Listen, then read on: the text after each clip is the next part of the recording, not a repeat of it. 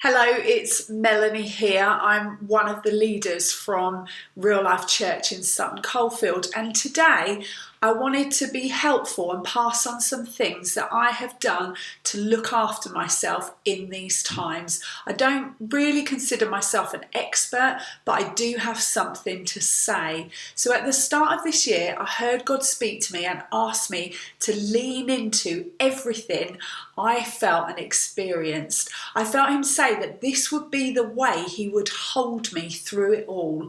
And I do believe there are things I will say that will help you, whether you know God or not. However, I want to be honest and tell you that a life spent knowing Jesus and walking through all these things with Jesus is a better life, to be honest. So this is just a snapshot of some of the things I do to look after myself. So I sing songs.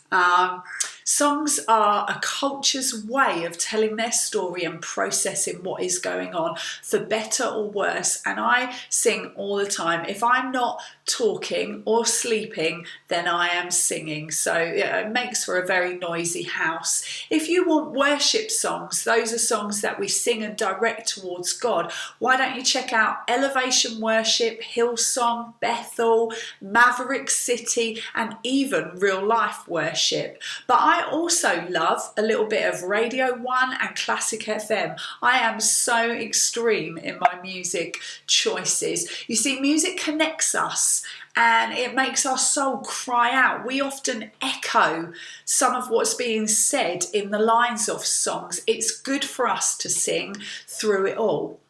I read books. I read all kinds of books. I read the Bible. I read Christmas chick lit. I love that. I read books that grow me, books that challenge me, books that help me. I love my Bible, I've got to be honest. And I think I find myself in so many of the pages, or things that are going on in my life, things that I'm crying out. And I read things like maybe the Psalms, and I think I can hear my own emotion, my own expression going up to God. And I'll read like Gospels and I think, oh my gosh, I just love Jesus.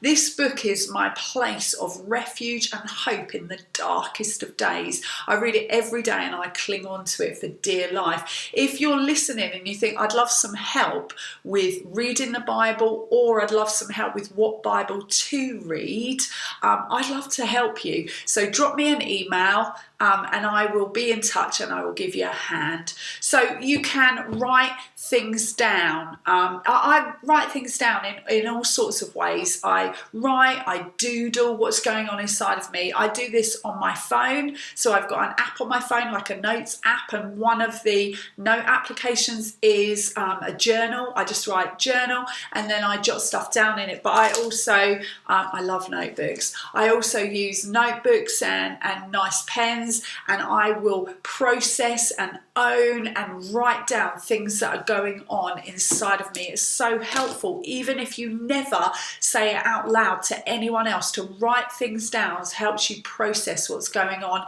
inside of you. I have written so many letters that never get sent. They just help me process what's going on inside of me. The next thing, tell someone.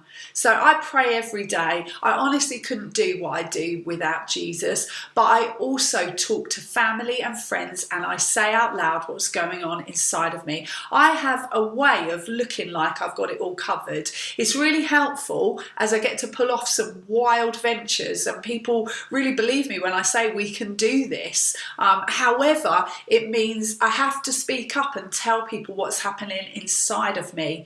Stuart and I use the happy, mad, sad, anxious exercise once a week to help us both speak to each other. And we do this with our kids as well. So we each get 5 minutes to run through whatever pops into our head when we think about what is making us happy, what is making us mad, what is making us sad and what is making us anxious.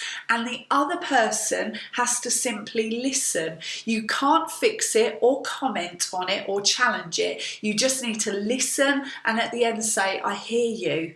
It's a brilliant exercise. You should try it yourself. If you've got kids, try it with your kids. It's great. We don't say the word anxious, we say whatever's making you scared. So we say, what's making you happy? What's making you mad? What's making you sad? And what's making you scared? Next thing, cry every tear. My gosh, I have cried in these days more than I've ever cried. I've shouted, I've raged, I've whimpered, I've pressed into whatever I've felt, and it's not pretty, and I don't know that I want everyone seeing it, but I have. And one of the things I found really helpful is to not comparing my situation or my circumstances with others, because there will always be people worse off than you. What I've done is I've expressed and felt my pain, my disappointment and my frustration. I direct mine at God. It's a very safe space.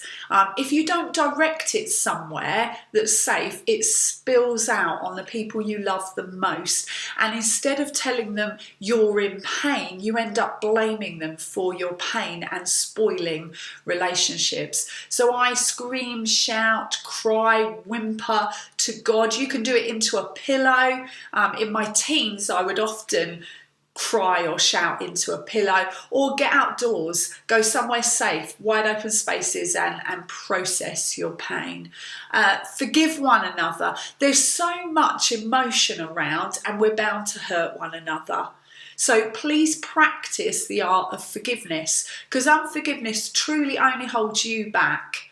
At the end of my day, before I go to sleep, I think about who I need to forgive and who I need to say sorry to. I write this down and then I say something like this out loud. I choose to forgive, and then I name the person. And then I say for, so I choose to forgive so-and-so for, and I say whatever it is. And then I say, it made me feel, and I own how it made me feel rubbish, it made me feel alone, it made me feel not wanted, it made me feel angry, whatever it is. And then I say, I let go of the hurt, God, and I pass it to you. And I ask you to heal me and bless them. And then I say, amen. And I try and clear the slate every day. Try and wake up every morning with a clean slate. And then lastly, get outdoors. On your own and with others, sticking obviously to the latest guidelines. There is something so healing to be found outside. I connect with God, with people, with nature. Even just 10 minutes a day looks after me. And I think this is a must in this time. Fresh air, wide open spaces, they heal us, they help us and they hold us. So please look after yourselves, feel it all, process it all and carry on. We will walk through this together.